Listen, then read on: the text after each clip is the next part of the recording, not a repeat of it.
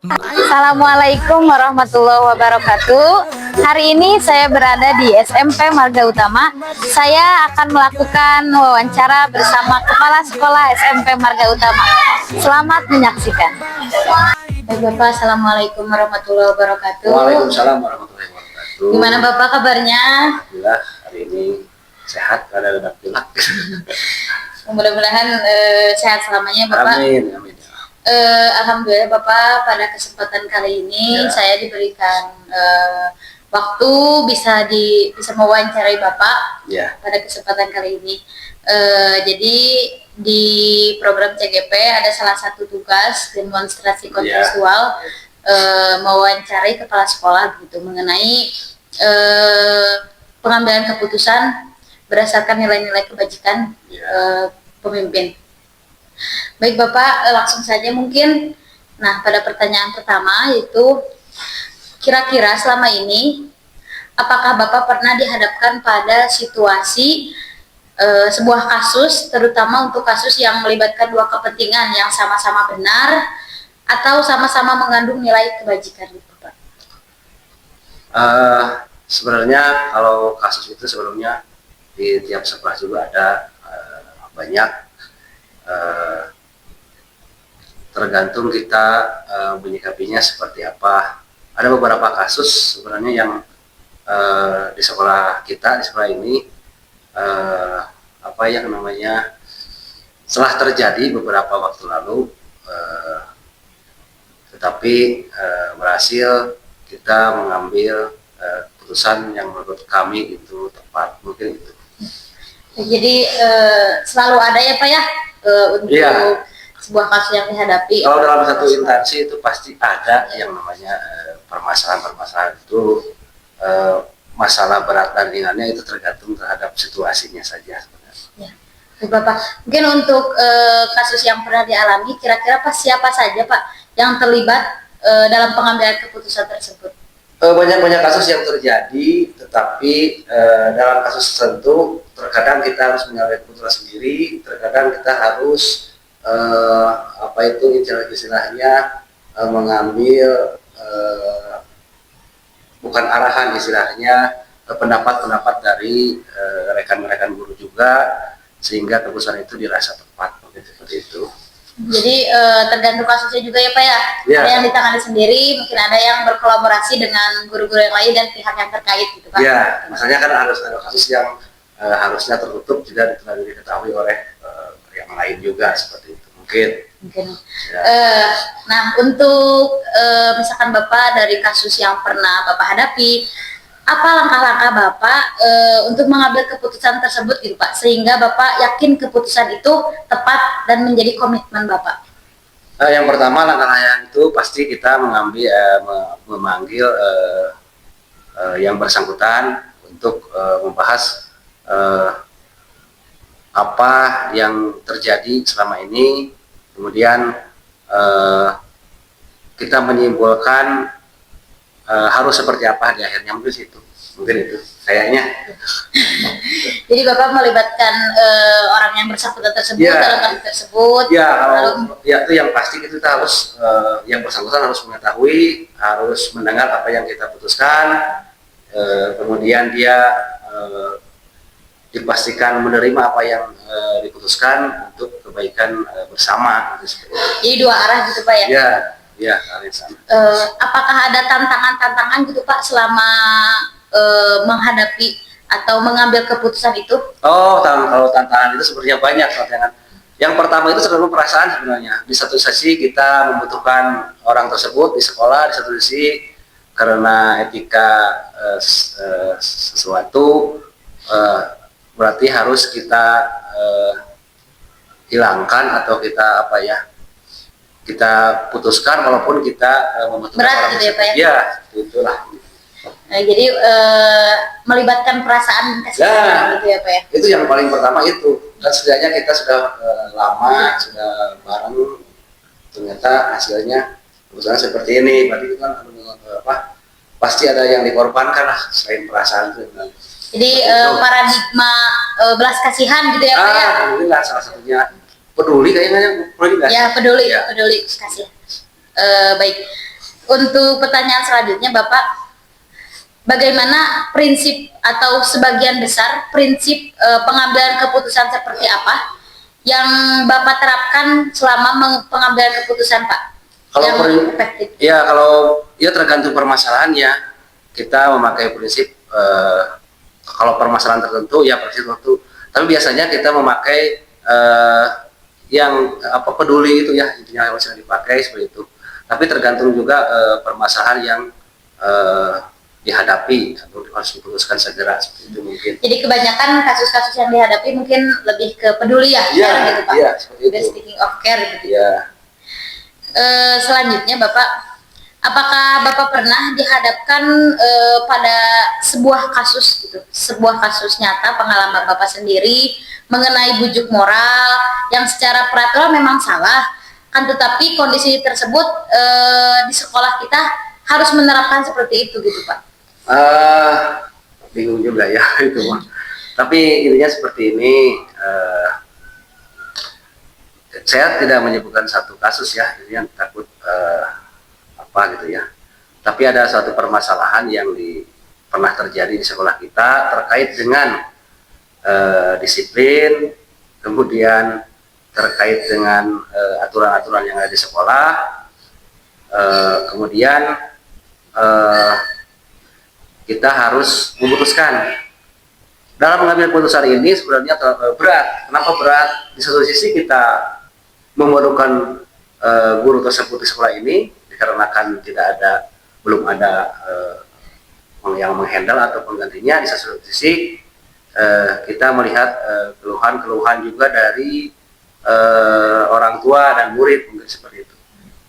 Baik, jadi kondisi seperti ini memang mengharuskan kita mengambil langkah yang tepat gitu ya Bapak ya. Mungkin itu juga sebagai nanti pengalaman dari Bapak bagi saya, mungkin nanti kedepannya saya bisa memimpin sebuah pengalaman yang berharga bagi saya gitu Pak.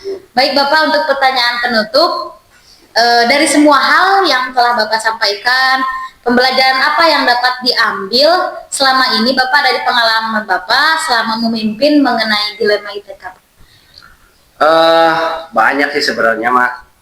Yang pertama, kalau kasusnya yang seperti tadi itu, berarti kita juga harus peduli terhadap orang tersebut. Kita juga merekomendasikan kepada sekolah lain, siapa tahu di sekolah lain bisa berkembang atau lebih baik.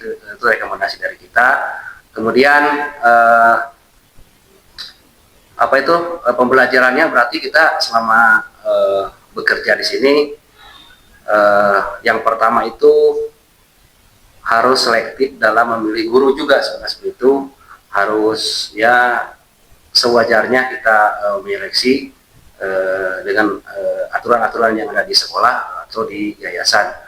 Semoga supaya tidak terjadi apa yang namanya pelanggaran kode etik lainnya seperti itu. Mungkin itu yang harus saya sampaikan. Bapak, dari apa yang tadi telah Bapak sampaikan, dari pengalaman Bapak yang tadi Bapak sampaikan, saya mengambil bahwa untuk menentukan keputusan, untuk mengambil suatu keputusan itu memang sangat berat ya Bapak ya.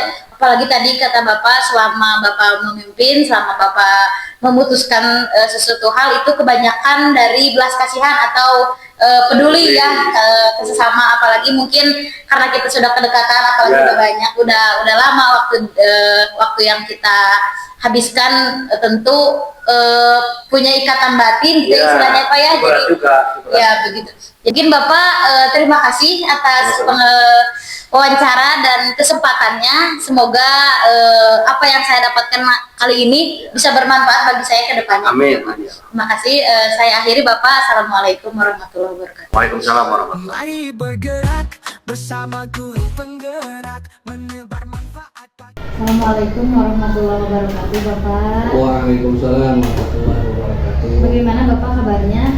Alhamdulillah baik. Alhamdulillah, semoga dalam keadaan baik ya Bapak. Amin. Gimana Bu Indah? Baik juga? Alhamdulillah juga baik Bapak. Syukur ya. Alhamdulillah saya diberi kesempatan kali ini dapat mewawancarai Bapak gitu, menyita waktu Bapak. Nggak apa-apa. Semoga dalam wawancara ini saya mendapat banyak pembelajaran gitu Bapak. Amin. Di sini ada beberapa pertanyaan Bapak yang ingin saya ajukan mengenai pengambilan keputusan yang berdasarkan nilai-nilai kebajikan gitu Bapak. Baik Bapak, untuk langsung saja mungkin ya untuk pertanyaan pertama. Boleh. Kira-kira Bapak selama ini apakah Bapak pernah dihadapkan pada sebuah kasus, terutama untuk kasus-kasus yang melibatkan dua kepentingan yang sama-sama benar atau sama-sama mengandung nilai-nilai kebajikan gitu Bapak? Baik, karena kita itu di sekolah swasta ya, artinya sekolah swasta itu punya atasannya dua, bapaknya yayasan, ibunya dinas. Jadi kedua-duanya harus sinkron antara dinas dan yayasan. Nah, Bapak pernah berpengalaman begini. Pada tahun pelajaran 2023-2024, yayasannya itu memberikan arahan atau mengeluarkan instruksi agar tidak menerima siswa yang tidak bisa membaca. Jadi kalau ada siswa yang tidak bisa membaca itu tidak boleh diterima. Nah, untuk menjalankan instruksi tersebut, maka sekolah atas instruksi Bapak putuskan untuk mengadakan tes. Kita sebut saja TKD lah, tes kemampuan dasar, yang pada saat itu yang diteskan itu membaca, menulis, dan menghitung, termasuk membaca Al-Quran atau BLI. Baca tulis Al-Quran juga dites pada saat itu. Nah, ditakdirkan ternyata memang setelah kita laksanakan tes kemampuan dasar tersebut, kedapatan ada siswa yang tidak bisa membaca. Nah, ini kan terjadi berarti ya, ada keputusan atau instruksi yayasan itu terjadi, artinya kita tidak boleh menerima siswa yang tidak bisa membaca. Kenyataannya memang ada siswa yang tidak bisa membaca setelah diadakan tes. Nah, oleh karena itu, untuk menjalankan keputusan yayasan tersebut, maka setelah selesai tes, sekolah memanggil orang tuanya mengkomunikasikan atau menginformasikan bahwa kebijakan yayasan tidak bisa menerima siswa yang tidak bisa baca. Setelah dites, hasil tes anaknya itu ternyata dinyatakan tidak bisa membaca. Oleh karena itu, kalau kita merujuk kepada instruksi atau keputusan yayasan, maka siswa tersebut tidak bisa diterima. Tetapi dengan gigihnya orang tua tersebut meminta agar diberi kesempatan untuk menerima siswa di sekolah sini. Nah, di sini terjadi dilema melaksanakan keputusan yayasan. Bagaimana dengan siswa tersebut? Karena Bapak yakin siswa tersebut mempunyai potensi yang lain. Kemudian orang tuanya juga sangat gigih. Di sisi lain, kalau tidak melaksanakan instruksi yayasan berarti menyalahi instruksi yayasan. Nah, terjadi dilema. Nah, untuk itu Bapak mengundang atau memanggil para wakasek, kemudian guru BPBK, kemudian Bapak bermusyawarah. Ini bagaimana solusinya untuk anak tersebut. Maka setelah awal kita bermusyawarah, diputuskan baik diberi saja kesempatan. Nah, dengan demikian Bapak memberi kesempatan kepada anak tersebut untuk bersekolah di sini dengan catatan jika tidak ada perubahan maka siswa tersebut tidak bisa melanjutkan. Singkat cerita, akhirnya siswa tersebut bisa sekolah dengan keterbatasan tersebut, dan Bapak juga berupaya dengan dibantu oleh guru BP, BK, guru bahasa Indonesia, membantu siswa tersebut yang tadinya tidak bisa membaca, sekarang alhamdulillah sudah bisa membaca. Nah itu yang pengalaman Bapak. Itu dilema sebenarnya memutuskan keputusan tersebut. Tetapi alhamdulillah setelah diberi penjelasan kepada yayasan, akhirnya yayasan juga bisa menerima. Bapak mungkin jadi kepala sekolah memang berat gitu ya Pak ya, pasti selalu dihadapkan pada situasi dilema. Betul sekali. Baik Bapak, yang tadi Bapak paparkan juga, adakah langkah-langkah Bapak yang Bapak lakukan untuk mengambil keputusan sehingga yakin keputusan tersebut tepat dan menjadi komitmen Bapak gitu? Atau ada langkah khusus gitu? Ya, betul. Bapak juga tidak bisa mengambil keputusan sendiri, artinya keputusan ini harus bulat, bisa diterima oleh semua pihak. Maka langkah-langkah yang Bapak lakukan untuk mengambil keputusan tersebut, atau Bapak bisa yakin untuk memutuskan hal tersebut karena Bapak punya prinsip. Yang pertama, Bapak berprinsip kepada kebijakan pemerintah tentang wajar cerdas 12 tahun ya. Artinya kalau siswa tadi tidak bisa diterima, berarti Bapak mengabaikan instruksi pemerintah ini wajar cerdas. Artinya tidak memberi kesempatan kepada anak tersebut untuk bisa belajar minimal 12 tahun. Yang kedua, karena sekarang itu sedang digalakan oleh pemerintah tentang sekolah inklusi, maka sejalan dengan program sekolah inklusi, kita tidak bisa menolak siswa yang seperti itu. Oleh karena itu, dengan keputusan yang berat, Bapak harus menerima. Tetapi ada langkah-langkah untuk mencari solusi bagaimana supaya anaknya yang tadinya tidak atau belum bisa baca, ketika masuk di sini sudah bisa baca. Yang ketiga, Bapak meyakini bahwa keputusan itu benar karena kita kan punya undang-undang dasar. Di Undang-Undang Dasar 1945 itu dinyatakan bahwa setiap warga negara itu berhak mendapatkan pendidikan dan pengajaran. Maka siswa tersebut juga berhak untuk mendapatkan pendidikan dan pengajaran. Seharusnya ini menjadi tanggungan sekolah-sekolah pemerintah, sekolah negeri. Tetapi kalaupun Bapak sekolah swasta ya tetap tidak bisa mengabaikan undang-undang dasar tersebut. Yang keempat, sebagai seorang muslim Bapak punya keyakinan bahwa saling menolong itu diperintahkan oleh Allah. Jadi kita harus saling menolong. Maka ada kesempatan untuk saling menolong, Bapak lakukan pertolongan lah kepada anak tersebut untuk berikhtiar di sini supaya bisa membaca ya. Kemudian yang terakhir, keputusan Bapak yakin Bapak diambil oleh Bapak karena sebelumnya kan Bapak pernah bermusyawarah terlebih dahulu dengan pembantu-pembantu atau dengan wakil-wakil kepala sekolah dan direkomendasikan oleh guru BPPK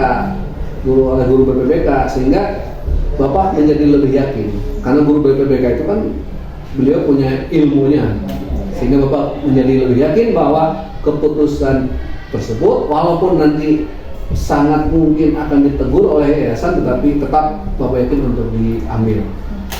Luar biasa ya Bapak, dari tadi yang Bapak paparkan langkah-langkah Bapak dalam mengambil keputusan tersebut mungkin jadi pelajaran juga nanti ke depannya buat saya ketika mungkin nanti memimpin kepala sekolah. Betul karena ya. CGP itu kan sekarang menjadi kepala sekolah nanti. Iya.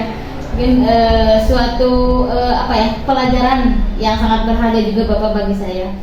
Bapak selanjutnya dari pengalaman tadi dan langkah-langkah yang tadi Bapak sebutkan juga, mungkin siapa saja Pak yang dilibatkan dalam pengambilan keputusan Bapak gitu Pak? Ya, tadi di awal sudah Bapak katakan bahwa pengambilan keputusan itu tidak bisa oleh kepala sekolah saja, supaya keputusan ini bisa diterima oleh semua pihak. Maka Bapak melibatkan atau dalam pengambilan keputusan ini Bapak melibatkan para wakasek. Jadi diminta para wakasek pendapatnya. Kemudian Bapak juga melibatkan guru BPPK karena di sini ada 3 guru BK. Maka Bapak libatkan, diajak dialog seperti apa, masalahnya seperti apa, Oleh karena itu mereka memberikan pandangan-pandangan. Jadi yang Bapak libatkan satu para wakase, ada 4 wakase, kemudian ditambah dengan 2 orang lah, karena yang satu itu sibuk, jadi 2 orang Bapak libatkan untuk mengambil keputusan yang tadi Bapak putuskan. Jadi adanya kolaborasi gitu ya Pak, Kolaborasi, betul, tidak betul. menentukan sendiri atau tidak memutuskan sendiri. Iya, betul. Lalu apakah ada tantangan di Bapak yang pernah dialami selama Bapak memimpin mengenai dilema etika ini? Tantangan ya jelas. Memang kan dari awal sebelum pengambilan keputusan Bapak sudah punya perkiraan atau sudah bisa memprediksi bahwa hal ini akan muncul tantangan.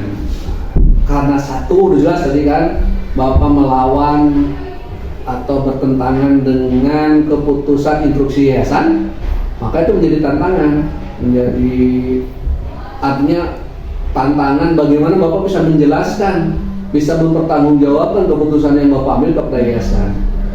Yang kedua, tantangannya timbul dari guru itu sendiri. Jadi ada sebagian guru, tidak semua, sebagian guru yang sebenarnya tidak menginginkan ada siswa yang tidak bisa baca. Artinya inginnya kalau guru itu kan mengajar siswa yang sudah siap diajarkan, tetapi kenyataannya ada siswa yang tidak bisa membaca. Nah, ini kan tantangan.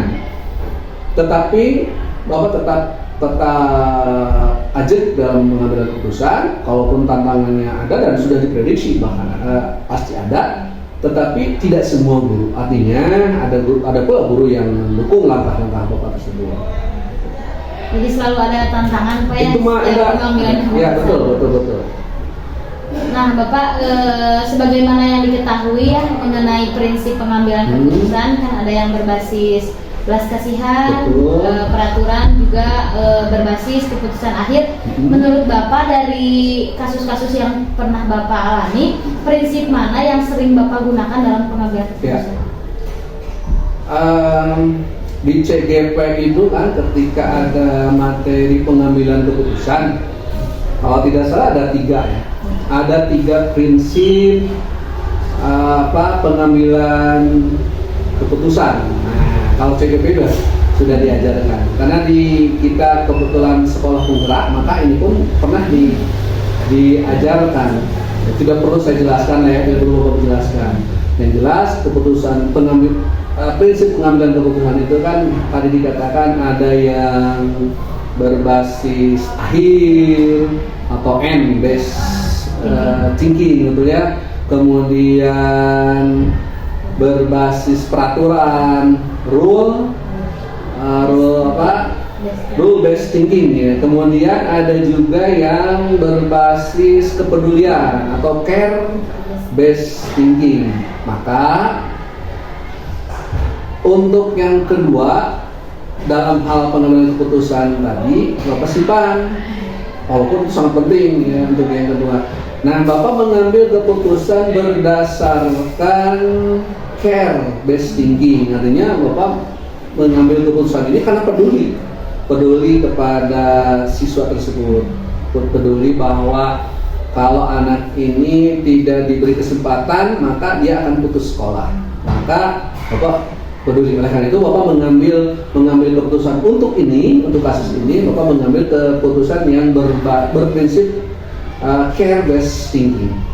Kalau untuk kasus-kasus yang lain Pak sebagai yang besar, apakah? Nah, kalau kasus yang lain Bapak lebih berprinsip kepada rule based thinking, karena keputusan itu kan harus punya dasar yang bisa dipertanggungjawabkan. Maka kalau kasus-kasus yang lain 3 prinsip ini Bapak gunakan. Jadi bagaimana konteks kasusnya betul, juga ya Pak ya? Betul, bagaimana konteks kasusnya.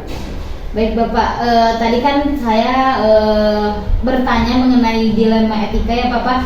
Mungkin sekarang untuk bujukan moral, apakah Bapak pernah dihadapkan pada kasus seperti bujukan moral gitu Bapak? Yang secara peraturan kan memang salah, tapi dengan kondisi yang ada di sekolah ini kita harus menerapkan itu. Ya, bukan berarti Bapak atau sekolah Bapak itu sekolah yang jauh lebih baik, tetapi sepertinya untuk pertanyaan ini sampai dengan hari ini Bapak belum pernah menemukan kasus ini. Artinya lancar-lancar saja lah, tidak ada bujukan yang bersifat amoral gitu. Baik, Bapak, selanjutnya pertanyaan terakhir mungkin ya Bapak, dari semua hal yang tadi Bapak sampaikan, mungkin apa pembelajaran yang dapat Bapak ambil dari pengalaman Bapak selama ini selama memimpin mengenai dilema etika Bapak? Ya. Apa yang terjadi itu pasti ada hikmahnya. Segala sesuatu itu pasti ada hikmahnya. Nah, dalam hal ini, ibroh atau pembelajaran yang bisa diambil dari pengalaman tadilah, selain pengalaman yang lainnya, tapi kita fokus ke pengalaman tadi, bahwa dalam pengambilan keputusan itu harus mempertimbangkan prinsip-prinsip pengambilan keputusan yang 3 tadi. Tetapi mana yang atau konteks mana yang lebih tepat baru kita jadikan prinsip dari 3 tadi. Kemudian dalam pengambilan keputusan itu kan sering terjadi dilema. Sering terjadi dilema moral, dilema etika. Nah, oleh karena itu keputusannya harus bisa dipertanggungjawabkan. Keputusan yang diambil oleh kepala sekolah itu kan harus bisa dipertanggungjawabkan. Seperti yang Bapak katakan tadi, ada pertentangan keputusan dengan atasan. Nah, ini kan harus bisa dipertanggungjawabkan. Jadi itu yang bisa hikmah yang bisa Bapak peroleh dari pengambilan keputusan tersebut. Baik Bapak, luar biasa ya Bapak, alhamdulillah. Tadi perbincangan saya dengan Bapak banyak sekali pembelajaran, banyak sekali hikmah yang dapat saya ambil. Terima kasih Bapak atas kesempatannya kali ini. Semoga banyak sekali hikmah yang saya dapatkan. Sama-sama. Sehat selalu Bapak. Terima kasih. Assalamualaikum warahmatullahi wabarakatuh. Waalaikumsalam warahmatullahi wabarakatuh. Mari bergerak bersama guru penggerak, menebar manfaat bagi pendidikan merdeka. Lekas bergerak dalam pendidikan penggerak, ciptakan generasi unggul penopang bangsa. Mari bergerak.